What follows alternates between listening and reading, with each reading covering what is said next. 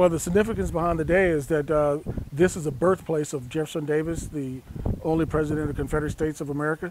So this is a commemoration of his birthday, and it's also a commemoration of the things that he did before the Civil War ever happened that left a great impact on this country. Well, what makes Jefferson Davis significant is that he was a war hero from the Mexican War, and he also served as a state representative, he served as a senator, and he served as Secretary of War.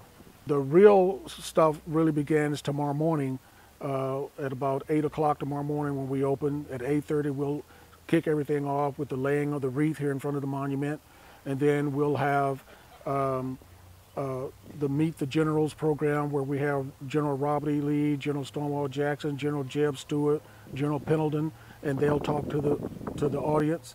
Then we have a featured speaker, Miss Teresa Roan out of Richmond, Virginia, who will also be speaking to the public. And then we'll have a ladies' tea. We'll have a Miss Confederate pageant. We'll also have a battle reenactment after that is over with out here on the front lawn.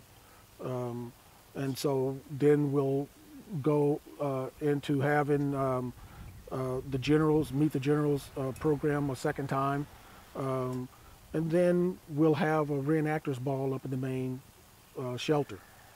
And then Sunday they'll get up and they'll go to church, whereas the church over here have a civil communion set that Davis gave the church. And so they'll bring that out and they'll have a typical church service that they would have had back in the 19th century.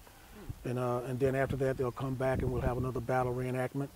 And then to end the weekend, we'll have a birthday cake that Jefferson Davis will cut, and we'll have cake and punch.